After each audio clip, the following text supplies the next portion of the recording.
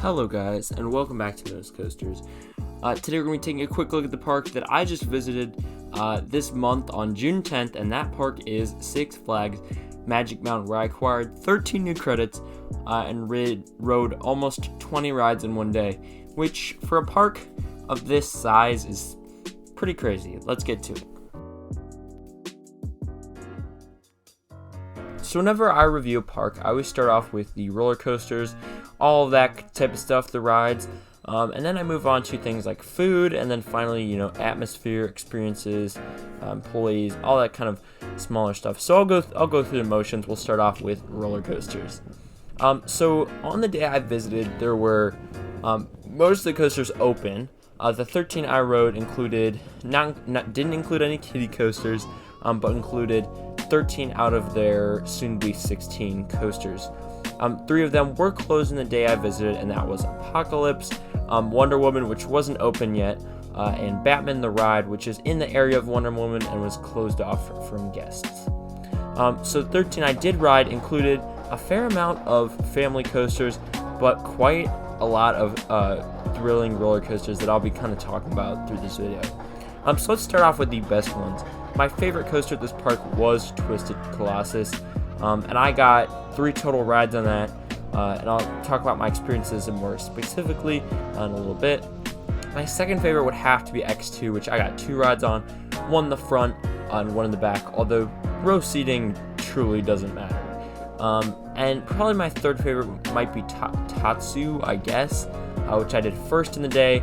It's either that or maybe West Coast Racers, which I got 2 rides on just because it didn't have that long of a line. So I'll be talking about all of these rides in just a second, but a few more things about their coasters. First off, their operations were really good. I felt like on every coaster, they're dispatching trains at a pretty quick rate, minus X2, but I think that was just because of how that ride kind of works. Another good thing about their coasters and rides was maintenance. There were just a few rides. First off, X2 didn't open till like 12 in the day, maybe 1 o'clock in the day. But maintenance that whole time was just working to get it open, and that is one of their premier attractions. But also, they didn't have to do that. They could have said, we'll try again tomorrow, or we'll figure this out before tomorrow. It was a Friday, so maybe they just thought that they had to get ready for the weekend. I don't know what, but either way, they worked for many hours to get it open, like 3.5 hours through the day, which isn't a ton, but that's nearly half of the whole day, so that's pretty crazy. Another thing, West Coast Racers went down multiple times, but obviously maintenance was always on the scene, getting it back up. But one of their big cons, I would say, with their coasters was not running all their trains. There were only a few rides that they rode on all their trains on, and one of them was Twisted Colossus that continually had a 15 to 20 minute wait throughout the day, despite it being one of the best attractions, my favorite. But some other attractions, like Goliath, was running one train the whole entire day out of their 3. And there were a few other coasters like that. Tatsu wasn't running all their trains. And some of the coasters didn't need it. Like they have a lot of family coasters and a lot of smaller coasters that certainly don't need to run all their trains. But rides like Tatsu and Goliath, which had over an hour plus wait, they need to run all their trains. So yeah, they need to get on that. And maintenance needs to, I guess, figure out those type of things. So now I'm going to go into a few in-depth experiences. So first off, like I said, Twisted Colossus, favorite ride in the park. Why I liked it so much? First off, it's just an incredible ride, lots of airtime, very unique inversions. I was kind of deciding between that being my number 1, Steel Vengeance. It's that good, in my opinion.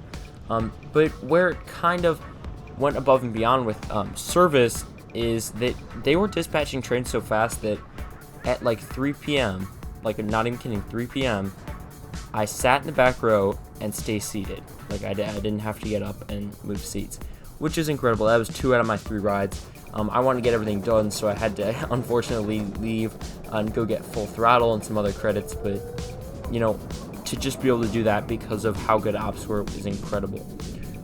But yeah, that's kind of some smaller experiences. I also got extremely lucky on this day. First off, crowds were pretty low, which was surprising on a Friday for me, but I guess that's just this parks. But I got lucky because there were on 3 separate occasions times where our ride was broken down, I walked over, and it was open. And that happened once on West Coast Racers. I got that credit in 5 minutes. X2, we kind of planned out. We had lunch right before it opened, and so we were right at the gate, got in there, got that done. And I forget what other ride it was. It might have been Scream, maybe, where, again, just opened right as we're at the gate, walk right in. And that is extremely nice to not have to wait for rides like that.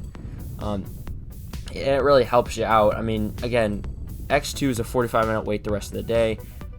It was going very slow on ops due to how the ride is.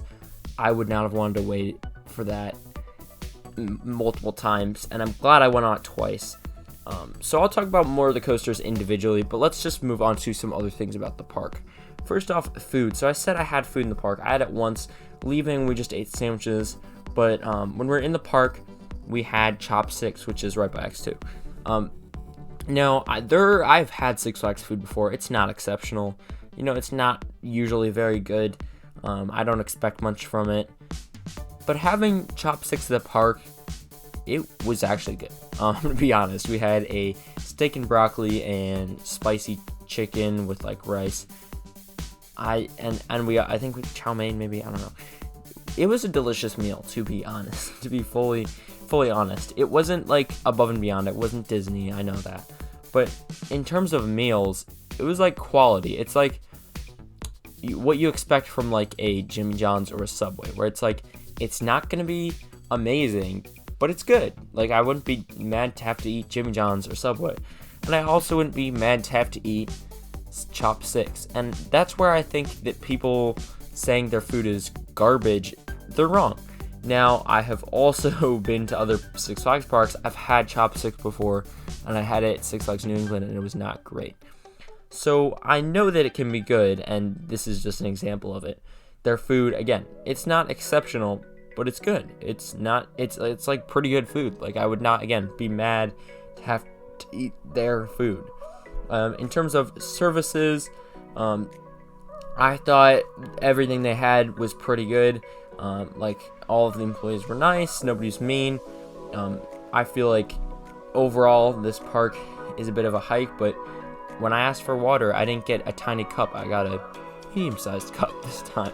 So I feel like the workers at the park were doing a good job. The park's not dirty, it was clean, and it looked, to be honest, pretty. Like, if you walk up to the section, if you walk up to Tatsu on that path, it's really nice over there.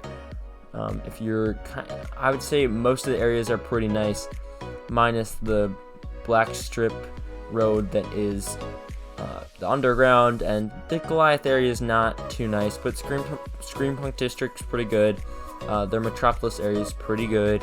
The area around Viper and X2 looks pretty nice, and I feel like overall the environment was pretty nice. It was a little hilly, but like, I feel like that added to the environment and the experience. One more thing I do want to touch up before I end this review is the merch selection. So I went in this park I just wanted to get either a t-shirt, a sweatshirt, or a hat. That's what I do at every park. I get something I can wear other places to say I visited this place. Flex on other people that, I rode these coasters and you didn't. Suck it. So I went into this park. I went to we were exiting the park actually, and I went to grab one of those 3 items from some stores in the front. So there's the Looney Tunes Superstore. We just walked through that real quick. There's nothing. There's actually more DC merch than Looney Tunes stuff, so maybe fix that, Six Flags. We walked to the main store, the entrance store. I don't know the name because I don't know why I would, but I'm looking it up as we speak, and it's called, no, okay, well, I probably won't find that. That's okay. Oh, Six Flags Emporium. Yeah, I looked it up. So, Six Flags Emporium, again, it had a load of DC merch. It had a few shirts and stuff for X2, and it had about 1 shirt for some of their major coasters. But looking at those shirts, they were not great. Like, I didn't love them, and I didn't buy any of them because they were not exceptional or very good. And I knew that, okay, I'm not going to even want to wear that to the park. So why would I buy it? I'm not going to. Great. So then I moved on to a different store. I walked around Goliath. There's not that much in that area. I walked all the way to the, again, halfway around the park, stopping in gift stores throughout. My plan was to go to SFGAm, which is in the underground. Okay, so I go to do that, and it's not open. So, like, I'm at this point kind of mad, and I end up going to the exit store of West Coast Racers and say, okay, I'm either going to buy a West Coast Racers shirt or just leave. Like, I'm gonna find something here. And so I walk in, I look for West Coasters stuff. There's not really much West Coast Racers merch. There's more merch for, like, West Coast Customs than West Coast Racers. So it's kind of dumb in my opinion, but fine. And so then I'm kind of looking for, okay, their West Coast Racers stuff is bad. Do they have anything Six Flags Magic Mountain related? They had one classic Magic Mountain hoodie. They had some, again, they have a decent amount of designs, just none of them are really that good. And then they have all their crap with, like, their mugs and their keychains and their Six Flags pens and your Six Flags fanny packs, except worse stuff, you know, like magnets or whatever. So I end up in the end buying, it's not really teal, it's like a light baby blue colored Six Flags Magic Mountain classic design hoodie, which it looks nice. But when you walk through 6 different stores, and I mean, I now at this point love this sweatshirt. I've worn it for like a week. I've worn it many times within the past week and a half or 2 weeks. But it's still, to have to go through a dozen stores and find nothing and walk all the way around the park is irritating just to find a hoodie. Again, I didn't even care if it was a shirt or a hat or anything, but I just wanted merch, and it was very tough to find anything. Overall, though, I'm just going to talk about this compared to a few other parks real quick. Six Flags Magic Mountain to me is Six Flags Great America, but like elevated. It's 1.25 Six Flags Great America. It has, you know, a larger collection that's slightly better than Great America's. It has food that's slightly better than Great America's. It has a nicer layout and nicer areas that's slightly better than Great America's. And I feel that is what this park is. It has some very unique coasters. It has a very large lineup. And I even feel like the kids' areas are slightly better than Great America's. So that's to me what this park is. And comparing it to Cedar Point real quick, I'm sure I'll do reviews about this stuff. But comparing it to Cedar Point real quick, I don't see how people say Cedar Point is better. I didn't even experience all of the coasters and all of the rides. I missed out on just a few attractions. But I still feel like this is probably the best park in America. I'm sure I could be proven wrong. But if you're defining a park by the sum of what it has, then this is better. I mean, to me, Cedar Point just happens to have like some top tier attractions. It has 4 extremely good roller coasters, maybe 5. But besides that, it really doesn't, you know, follow up on any of the other things. And I think it's just overrated, in my opinion. The park is overrated. This park's larger, has more attractions, has just good, if not better, in kids areas, in thrill rides, in every single category. And I think that Cedar Point's just a little bit overrated when it comes to comparing these two parks. Anyway, I would say I had an awesome experience at this park. I'm super happy I've visited this over any other park. And I'll just say that this probably is my favorite park and has some of my favorite coasters. I'll be sure to talk about where they rank and make more videos about this park. But thank you guys for watching this full video, and I will see you guys next time here on Midwest Coasters.